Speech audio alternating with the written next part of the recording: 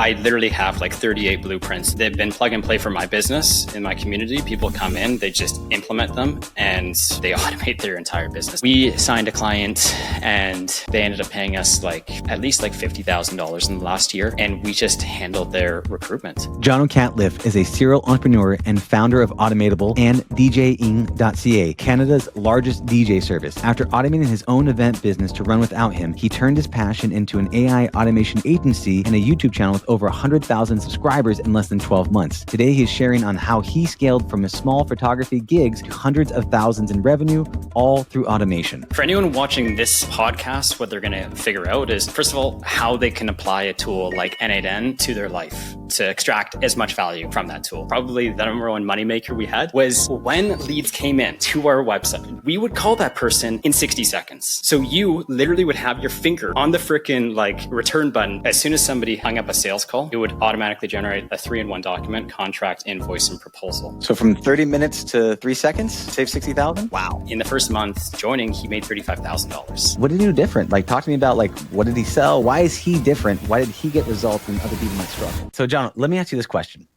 There's going to be a lot of people that are watching this podcast that want to get value out of this. So what is the value that they're going to get by watching this podcast? What do you have to say to them?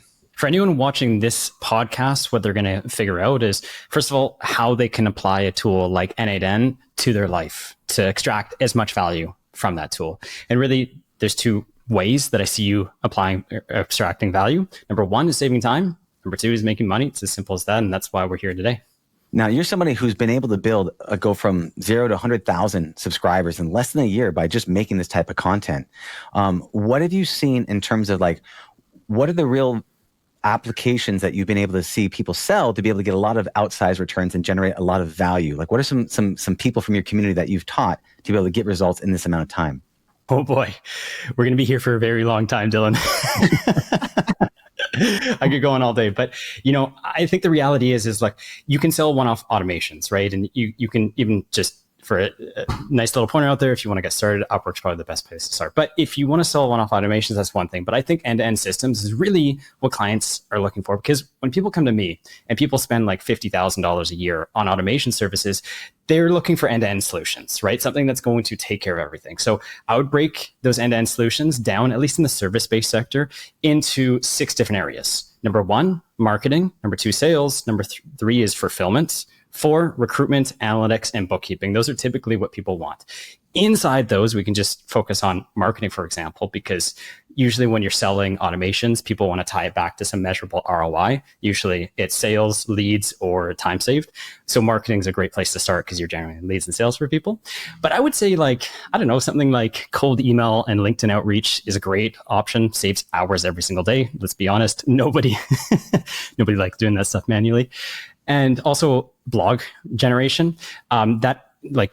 Automating a system like that in N8N got me 1,500 clicks every single day. So 1,500 clicks a day on Google. Some of the pages I was indexing on day one, I would say in my last business, it brought me in maybe 3 or 4 or 5 leads every single day just from that, which is crazy. Other things could be automating your social media content. That's game changing as well. And so anything top of the funnel is usually a great place to start because it's directly tied to the money that a company is going to make. 100%. And that sounds great. Now let's take it first with your story, right? So originally, I believe you were in wedding photography. So talk to me about what did you install in your business, these blog systems to help you get up to that 7 figures?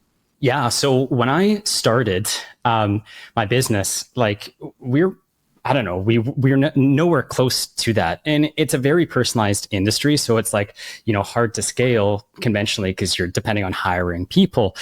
But with tools like N8N, we were able to automate every single task that we were doing. So I literally just sat there and wrote down everything that I was doing more than twice. And then we automated it.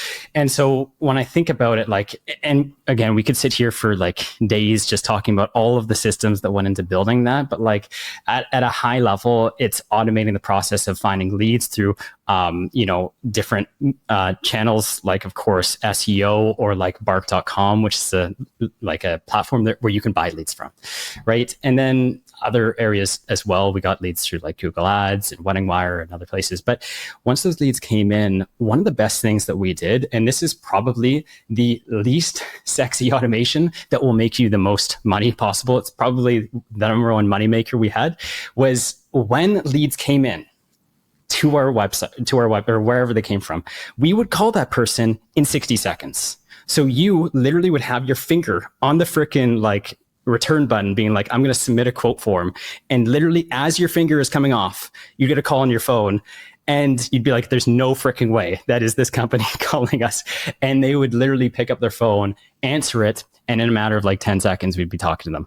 And that is not, I'm going to tell you a stat here. It's not mine, but it's a stat widely accessible online.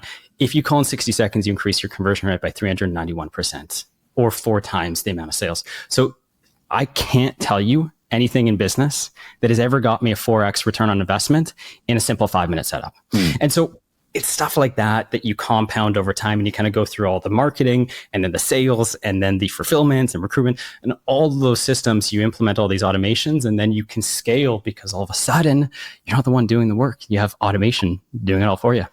Talk to me about this. How would you build out a system to be able to get that? Like, give me like an end-to-end flow. Like if I wanted to set up a system where I had lead come in and then I have someone call them or something call them in the 60 seconds, what would a general flow like that look like?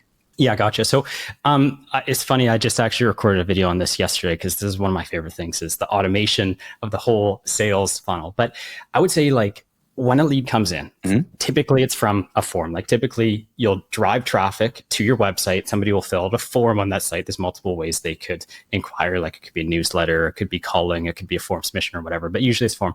And as soon as that form is submitted, that's the trigger. And then you can send yourself a text message being like, hey, this person just inquired. And you could literally open that text, click the phone number, call them in 10 seconds. Or you could trigger a phone call through an AI platform like Vapi or Retail. Or if you wanted to make it manual, which is what we did because we're in the wedding space and it's super personal. We don't want, like, as soon as somebody gets a whiff of AI calling, it's maybe not the best just for somebody planning their wedding, but we just automatically called with our sales reps, and we had we hired 25 people in the last year in that company. Got it. So you figured out in terms of the workflow, okay, how do I automate the process of the dial and the reach out? But then you have the human connection, which is the most important part of the sales. So you figured out, I need to automate this section to be able to do the dial up, but then I need to scale up the human component of my automation that increases the likelihood for the conversion. So here's why this matters. Because I was actually reading a stat the other day. Guess how much time a sales rep actually spends selling? Take a guess. What percentage of time? 30%. You're actually pretty freaking close. That's impressive. Maybe you read the stat. It's 35%.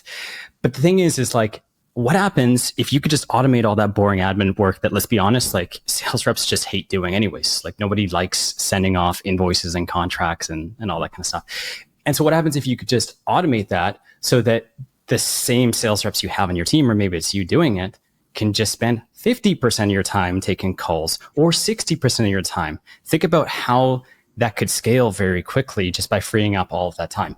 And so you can keep going down that sales funnel and automate certain things that people are doing. Do you mind if I share one more example here? Yeah, let's go. Cool. Because this is probably one of I take back what I said earlier. This might be the most unsexy automation. And I say it's unsexy because when I create some videos, they don't always do the best, but it's funny because they're like the most game-changing things for me. It was the automation that as soon as somebody hung up a sales call, it would automatically generate a 3-in-1 document: contract, invoice, and proposal. So you end the sales call, and we're doing an internal form. You click the form, submit it, sends the notes to the CRM, generates that document, sends it to the client in half a second. That ended up saving us $60,000 every single year because it took our sales team 30 minutes to do it manually, which was automated. We sent out 16 proposals a day, which is approximately 8 hours that we saved every single day. So from 30 minutes to 3 seconds, save 60,000? Yeah, legitimately. Wow. Yeah, it's probably the best automation I ever built. It took me, I want to say, like a year or two to build it. And I sell it all the time to clients because literally any service business, one of the things they probably hate doing the most in sales is invoices or contracts or proposals. Nobody likes doing that, at least that I've ever met. And so what's cool about this, from my understanding, is that you're saying that you have this kind of like copy, paste, deploy, and sell kind of thing. So you have these systems that you've known work, that you've created, that you provide, I think, in your community, that they can say, okay, this is a proven methodology for increasing sales. And then it sounds like the power of Init is that you could sell this type of system, more or less implant it and then iterate on it. Is that the process for, like, if someone's a part of your group, to be able to get more clients and sell things that work? 100%. It's like literally just copy and paste templates and then you sell them. That's essentially it. And by the way, that's free on my YouTube channel. And then I also have a lot of content in my school community as well. I just was on the call with somebody in my community, and it was a business call, and they're saying, like, guys, you should just literally copy and paste Jono's blueprints, because like I'm selling them for $1,000, $2,000, $3,000. I just like take a screenshot, I show that to clients, and I'm like, here's what each one does. And they're like, yeah, I want that one. Like almost like a catalog when you go to a restaurant almost. And then he's just like slinging $2,000 deals off the blueprints. I told him I need a 10% royalty on everything he sells in the future. Yeah. So then what's cool about it is then with Init, you can show the visual flows. You can see it moving through the system. You have a catalog of, like, if you have a marketing problem, here's my marketing solution. You have a sales problem, here's my sales solution. And so these copy and paste templates, especially if you're like, for example, if people were to target the wedding industry, right? You probably have a number of different systems that you could roll out inside that niche. What niches have you seen that work well to be able to deploy these types of workflow assets into? So literally it's just service businesses. So if you're like a service business, you're in the trades, you're in the wedding space, you're doing anything that's a service. Could be online marketing too. I literally have like 38 blueprints that they've been plug and play for my business in my community. People come in, they just implement them, and they automate their entire business. Now keep in mind, there's obviously like slight nuances to it. Like every business is slightly different, but it's going to get you very, very far, very, very quickly as well. Yeah. And truth be told on this one, you can get this template to put in place, but you do have to have some of these skills to say, okay, I'm going to put this template in place. Now we got to do some fine tuning, right? Maybe you don't plug it into Salesforce, plug it into HubSpot, or any of these other types of things. So that's what it sounds like. It sounds like this will get you 80, 90% of the way there, but you still have this little tweaking that you need to do to make it from just an example, which will close the deal and make you money, into actual implementing so they get real ROI value that you can keep them as like a retainer client or something. Is that typically how they roll through these AI agency automation services? 100%. I would say that, like, if for the clients that I work with and the businesses that I see, it's like kind of eerie how similar, when you look at a service business, like how similar the marketing channels could be, how similar the sales channels could be. Like at the end of the day, like every kind of service business has a wrapper where it's like they are going to acquire leads through these 15 channels, Google Ads, SEO, whatever. And then they're going to have relatively the same like sales funnel that they're going to go through. They're going to jump on sales calls. Usually the call to action is follow-up calls until you get a definitive yes or no. Then the deal closes or the person says, no, I'm not interested. Right. And so the blueprints through all of those are very, very similar. They're very similar. And then you just have to slightly tweak like the last 5 to 10%, depending on the industry that you're actually in. Yeah. And of course, you need to know the tools to be able to do that, or hire somebody that can. And I think with the thing that most people aren't aware of is how quickly someone can get up and get running with, a proven system, a methodology, a framework to make this happen.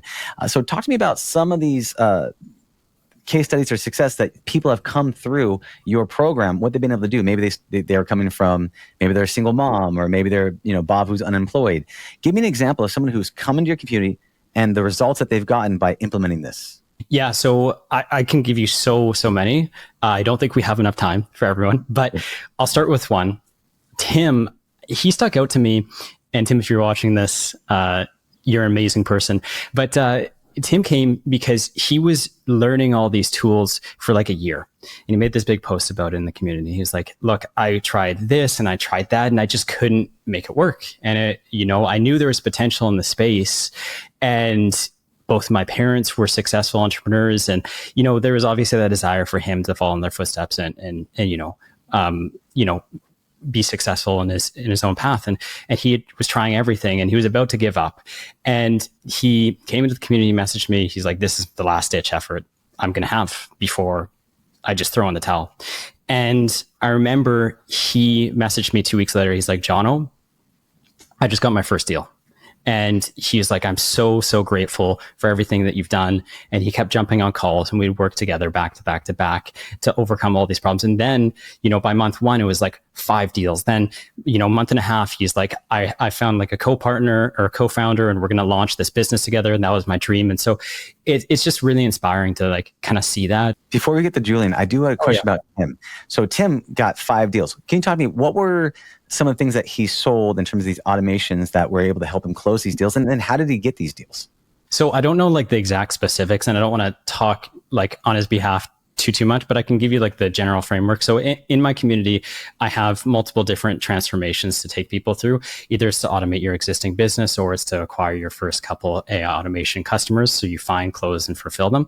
And essentially he went down that path of finding, closing, and fulfilling deals. And what I do is, because I redid the course like 3 or 4 times, because like, I need this to be actionable, where every single video takes you one step closer to your end goal.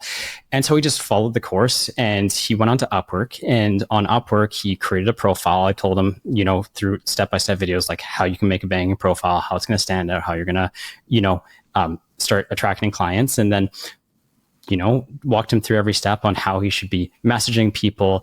And then he started getting on his first couple sales calls. Obviously, we have like lots of sales training there, and live calls that I go through with my own clients on there as well.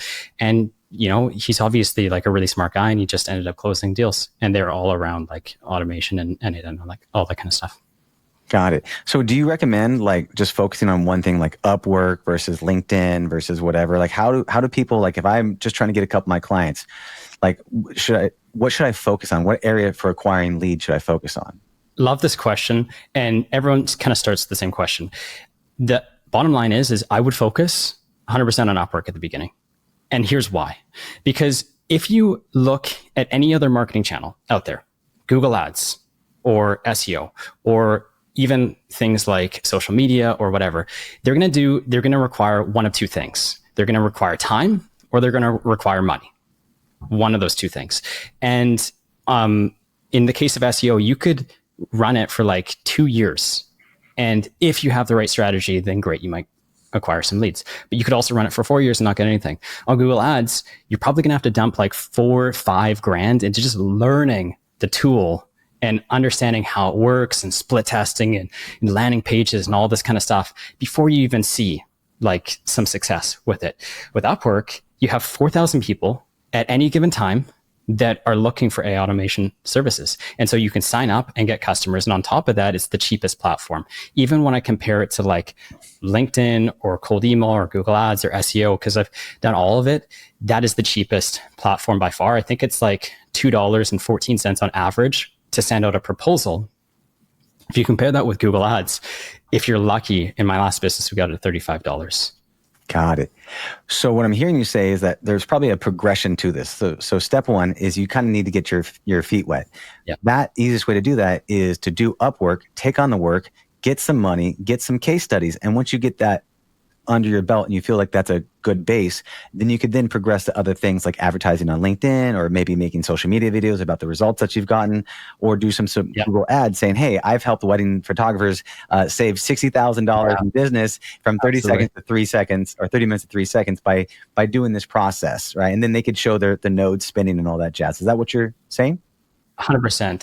It's a ladder, right? Like, I'm not saying never go to other platforms. I'm just saying you got to start somewhere, and you might as well start with the lowest hanging fruit, because the thing that most people need is a win, like quick wins at the beginning, so that they get the confidence to feel like, hey, I can do this. Like, I have confidence in myself that I can continue on.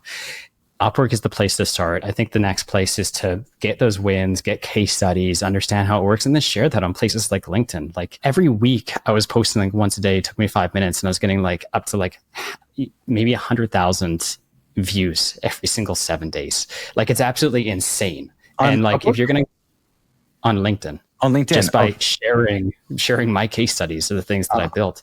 And it's like, if you're getting 100,000 views every 7 days, or 500,000 every single month, pretty much, like, you're going to get a lot of people interested. They're going to reach out to you. So that's another awesome strategy as well. A lot of people. So let's take this a little step further. Okay. So step one, go on to Upwork, get your leads, get your case studies, get your results. Step two, you can go on LinkedIn, and then this is where you could build some automations. I know there's some kind of like, here's my case study. If you want, DM me, and then you kind of bring them through a funnel. Can you talk to me about any automated processes around LinkedIn to be able to convert these posts on LinkedIn into some sort of possible leads for your AI automation business? Yeah. So typically how it works on LinkedIn, and by the way, like I don't actually automate these posts on LinkedIn. I will literally just take a screenshot of that end-to-end workflow. So you have your end-to-end built, you just take a screenshot of that, and then I just create like a picture post. It literally takes me 5 minutes. I get AI to write most of it. And there's really 3 or 4 main tenets to this. And if anyone's watching this and they want to know what it looks like, just go to my LinkedIn channel. Like you can see it. Some of those posts are getting 50,000 views individually. And this is not me saying, hey, I have like a 100,000 person following. I literally just started my account and I'm getting these results. But essentially you want a hook at the beginning, you want a reason why, then you break down what it does in steps. And the biggest thing is just a call to action at the end. It's like, if you want this blueprint, comment something down below, follow me, and I will DM you the blueprint, and then I'll create a Notion page with the blueprint and then just DM them to that. And you can have like on that Notion page that you send them to, obviously they're going to go there because they want to see the blueprint. And on that blueprint, you just say, hey, if you need help building this out or other things, here's my website, contact me. Love it. One thing with that too, so just talking about this, is that there is a misconception I think a lot of people have. And the misconception is this: I need to have a lot of followers in order to get a lot of views. But because of the TikTokification of the world, AKA, it doesn't matter how many subscribers you have. It's how much is the algorithm thinking or perceiving that you are having a lot of engagement. So you might have 10 followers on LinkedIn, but if you get 100 comments on your video on LinkedIn, then the algorithm, whether it's LinkedIn or any other channels, will then push this out to the masses regardless of your subscriber count. Yeah, I would agree with that. I mean, like, end of the day, content is king. If you deliver value that's better than everyone else, then you're going to get better than results that are better than everyone else too. Like I've grown many channels from nothing. And like, if you make a really good post, it'll grow. But I also think, like, on the other flip side of that, if you're like, it depends on your priority in life, right? Like if your priority is to make money really quickly, I would go to a platform like Upwork. If your priority is to like build a brand and long-term equity and all that kind of stuff, then social media is great, but you're probably going to be screaming into a void for months without people giving you any attention. They're not going to like reach out to you. You're not going to make any money. And that is a sacrifice you're just going to have to make if you want to build that brand long-term. Yeah. And that's where what comes into mind. And the part of like online marketing kind of stuff is very simple phrase: do something epic and then talk about it. And doing epic stuff on Upwork and then talking about it on LinkedIn is a great way to hack the influence generation that you do online. Yeah. I love it. Yeah. Talk to me about Julian. You mentioned to me before, Julian, part of your community, and the results that person got. Yeah, Julian is like, I swear he came out of the womb just like selling. He was just like slinging automation sales on day one. But he's so charismatic. And in the first month joining, he made $35,000. And I was like blown away. I was like, man, like, you are incredible. And then on month 2 was $75,000. And after that, it's just like every single time he's on our business calls, he just pulls up his phone. He's just like scrolling through Stripe, being like, 10K, 15K, 7K, all this kind of stuff. And he's a natural born salesperson. What did he do? What did he do different? Like, talk to me about, like, what did he sell? What do you think why is he different? Why did he get results and other people might struggle? It's multiple different things. Like, first of all, I want to highlight once again, he's very gifted at sales. Obviously, I'm just being facetious. He probably didn't start that way. Nobody's just naturally good at sales. He probably had to acquire it over some time. But I think that he did a couple other things as well. Like, first of all, he actually cataloged what I was mentioning, like cataloging earlier. He went ahead and did that, and he just showed products in front of clients and wrote down what it was like. And the interesting thing is that I admire about him is, like, you miss 100% of the shots you don't take. If you don't put your products or services in front of people, they're never going to buy it. So what he did was he said, screw it, I'm just going to put everything in front of people. And if they resonate with it, then I'm going to charge them money for that. And so he did that. He's also very good at expressing value and tying it back to return on investment. And so when people look at the builds that he's offering and he's able to showcase like the value that they're actually getting, then it becomes a no-brainer offer. Because it's like, yeah, you're going to pay me 10 grand, but I'm going to make you $100,000. And they're like, well, where do I sign? Right? Because it's like somebody's getting you that ROI. And I'm just pulling those numbers out, by the way. But like, you know, the way he goes about doing it is exceptional. And one other thing that he mentioned was he joins a lot of, you know, private groups with high net worth individuals as well. And so he has a good community of people. I've seen that method, and I've actually used that method before. Where I've noticed when I join groups, the more expensive the group to join, the more high quality the people are there. And so when I join a high level mastermind, then you're basically with a bunch of people that might not be in your specific niche, and you might be the person that can help them with those services. And so when you join a high level mastermind, that is a great way to have this kind of be what I call a regional superstar inside of this area where a lot of people are looking for these services, and then you can kind of build trust and authority inside of that small ecosystem, which is a good move. It was interesting because I was reading Alex Hormozi's book, and he was like, if you're going to go into a hot dog selling stand business, what's the number one indicator that you're actually going to make sales? And he asked a bunch of people, and they're like, oh, this or that. And what his answer was, is you just put your hot dog stand in front of a hungry audience. So if, you know, a football game ends and everyone comes out and they're hungry and your hot dog stand is the first thing they see, everyone's going to be hungry and they're going to buy it. And it doesn't even matter the price almost. And so, you know, if you're in groups like this, and the cool thing about these groups is you have very intelligent people that have very successful businesses, and most of them have built it up with manual labor, their time or sweat equity or whatever. And if you're that person being like, hey, by the way, you know, I can automate pretty much everything you're doing, they're going to be like, wait a second, I just have to pay this much money. You're going to automate this. This is going to save me this much time and this much money. It's a no-brainer.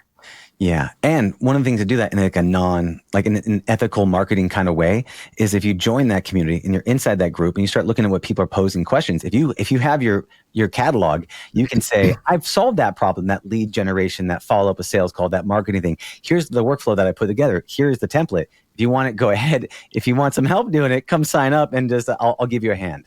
That's I think a really good way to demonstrate value first. And I think you touched on a good point there, which I think is worth bringing up again, is like, it really depends on how you go about doing it. Like if you just go in there and start spamming like, hey, I'm going to like sell these services, then of course you're going to get booted immediately. But if you go about it the right way, and like, I think that the biggest thing, and what he said, which I want to reiterate, is like, you don't go in there and you sell. You go in there and you're like, how can I provide so much free value to these people that they are like, I have to pay you for the service. Like I feel bad just taking from you all the time. And if you do that well, then you're going to succeed. Yeah. And that's a reciprocity. You put enough stuff out there, enough value, especially when you can show, not tell.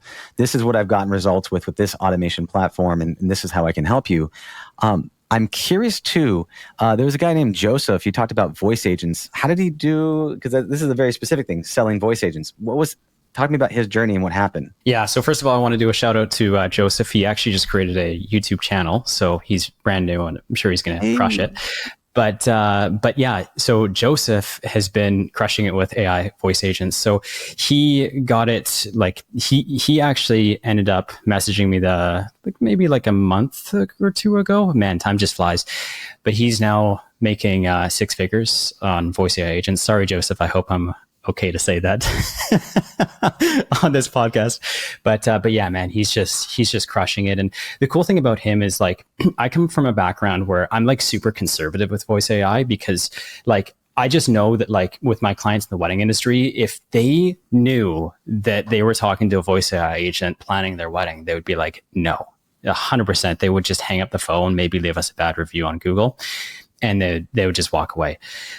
And that's just the industry, because it's hyper personalized. People spend thousands of dollars on one of the most important days of their life. But with the right audience, the right target, obviously there's a market for it. And so he's building these really, really cool voice AI projects that are able to just do calling automatically. And what he was saying was, through a lot of the tests, people are like laughing and joking with this voice AI agent, and they don't even realize they're talking to a non-human, which is really cool. So it's that going deep into one niche field. Can you talk to me about what are these voice agents doing? Like, who are they serving, and like what is the benefits of having this voice agent for those companies? I'll preface by saying this isn't like my space, just because I don't specialize in that by any means. But I think that when it comes to like voice AI calling, and there's a lot of like red tape around it, and I just want to like kind of highlight that because it's such a new and emerging industry, and depending on the geographic location that you're in, maybe it's allowed, maybe it's not, or whatever. But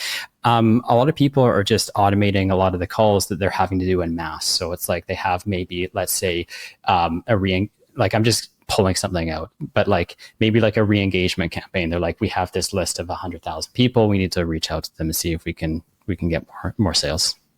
Got it. So it's reactivating maybe an old list, a list that's not active, and you can reach out to them with voice calls and maybe upsell them to a new service. Yeah. And again, I just want to preface by saying this really is out of my domain, but I would imagine that's what people are doing, or it's like customer service, or it's appointment setting. So like a lot of the times you get a lead coming through, and then you're like, you have the voice AI call that lead, and then you qualify that person on the phone instead of you having to be like spending your time doing that. And if they do a good job, then it will send a link back to that person to book for the closer to talk to that person. And so that's probably the most applicable use case that I see people doing, is the appointment setting. Okay. And then in terms of, we talk about what are these automations that you think are the ones that are the most resellable? What are the ones that you've seen that gain a lot of traction? You talked about one being this ability to send proposals and cut that time way down. What are some other ones that you think are just really popular and really hot? I'm into boring automations that just work. Boring automations that do two things. They're going to save you time, and they're going to make you money, and that's it, right? To me, that's a sexy, amazing automation. But I would break down, like at least in the service industry, 6 areas, and then we're going to talk about the areas, and then we're going to talk about individual builds within there. But you can think about like a funnel, right? Goes marketing, sales, fulfillment. That's typically a service business. And then on the side, you have maybe recruitment, you have analytics, and you have bookkeeping. And so those are the 6 kind of areas of a service business that, are most people are going to want to automate. And that just happens to be pretty much all the areas of a service business anyways. Obviously, there's a couple of things here and there, but, we signed a client, and they ended up paying us at least like $50,000 in the last year. And we just handled their recruitment. So they come in, and they need to hire people. And unfortunately, recruitment, like depending on the industry, sometimes people can be super, super flaky. And it's just very time consuming to go into Indeed and grab out every single person every single day, and then message them, and then take them through 6 touch points in their journey. And so we automated all that. And all they do is they just show up for interviews, and that's it. So that's one example. In terms of the marketing, we got the content generation systems, like automating social media content. That's what I use, because I might have like 30 projects at any given time. And so you can organize everything. You can send out notifications. Like if you have like a multi-person team that you're dealing with, things can get super disorganized super quickly. And so I use N8N to automate all of that and to keep it all together. Blog generation systems is super popular. Contracts and invoices and proposals, that's something that anyone that wants to automate sales is going to want. Some of the just being able to communicate and automate that. So when like a new lead inquires, being able to call immediately, text, email, and then get them onto the sales call, speed to lead system, that's incredibly valuable. Pretty much any business that deals with sales is going to want something that's going to give them a 4x ROI. It's no brainer. I mean, like there's so many things. I could go on all day about the automations, but I think the real thing that I'm trying to say is like, there's so many things to start out with. Pretty much anything you're doing manually can be automated. The question is should it be? And if you're doing it twice or more times, chances are potentially you do want to automate that. And really, that just buys back all of your time. And when you compound those gains over the course of 10 years or 20 years, it's a no-brainer.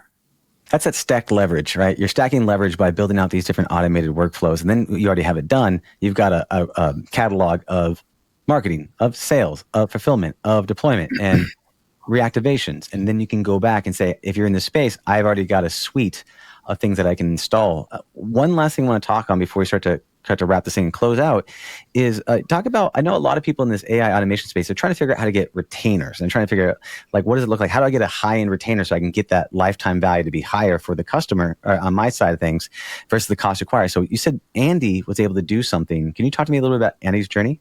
Yeah, so Andy was able to, and I believe this was actually on Upwork as well. He closed a $60,000 deal, and that's paid $10,000 every single month with the option of continuing afterwards.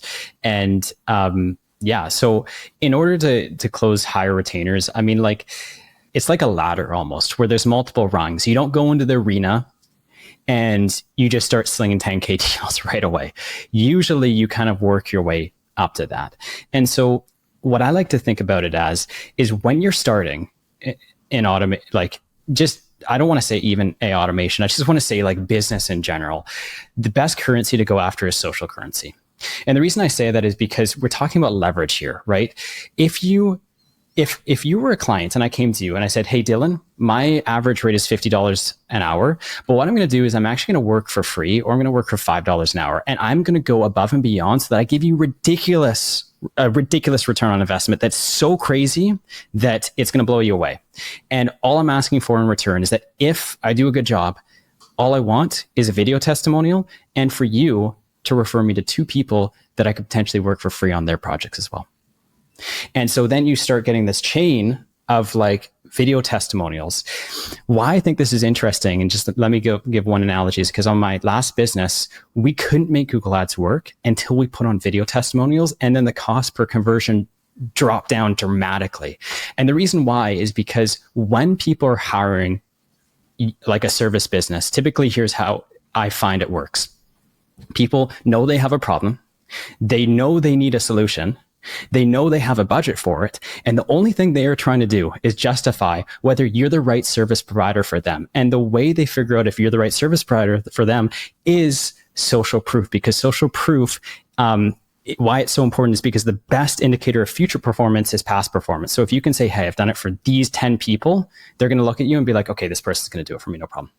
And then that's how you can start justifying higher prices. And so it's a ladder where you start with social currency, you work your way up. Once you have enough social currency, people are going to start coming to you being like, hey, can you help me? And once you have so many deals coming through the pipeline, then you can start being picky, you can start picking and choosing the deals that you want. And what's going to happen is your supply or your demand is going to tighten. Like, you're not going to be able to service as many clients. Naturally, what happens is you're like, I'm working 16 hours a day. I need to double my cost. And then half the clients leave. And then you start working, with those clients. And then eventually it goes up to you being full-time again. And then you double your price. And, through a higher supply, you can just, through more demand, you can just naturally raise your prices. And then that leads through the door of hiring contractors, which turn into employees, which turn into a large AI automation agency. And so essentially AI automation agencies are just freelancing, where you're hiring other people to do the work for you. And so that's kind of the natural evolution that I see playing out for most people. Yeah. I kind of think of it almost like the Yelp model. It's like, you're hungry and you're looking for a good place to eat. So you're trying to find some place that's got a lot of reviews. And in lieu of a Yelp mechanism, you have all these video testimonials. And so all of a sudden, if you have 10, 15 video testimonials of people saying, Jono is an incredible human being, and here's the results he got for me, that builds that social cred. And then you're able to then leverage that to be able to get higher paying clients or more confident clients or higher quality. In my experience, like, I tried making all these like crazy long landing pages, and don't get me wrong, they can work for sure. But in my experience, the thing that worked the best was just social proof. That's it. It's like people get on the phone, they're like, wow, I can't believe how many amazing testimonials. And the funny thing is half the time they don't even watch them. They're just like, wow, you have like 50 testimonials there. I don't need to watch. I just know that people are going to be happy. Makes complete sense. This has been incredible, Jono. I'd love to say, if people want to get a hold of you and find you, whether online, or how do they do that?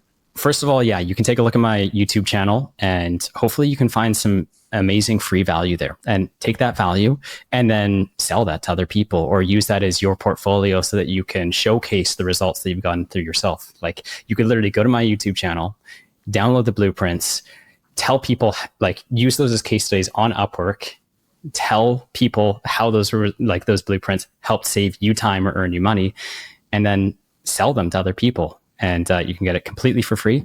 And if you want more advice or more help or hands-on, calls or additional blueprints, then you can take a look at my school community. Beautiful. Thank you so much. It's been an honor and pleasure, my friend. Much love, and I'll see you on the other side. Dylan, thank you so much. It's great to see you. Absolutely. Take care now. Bye.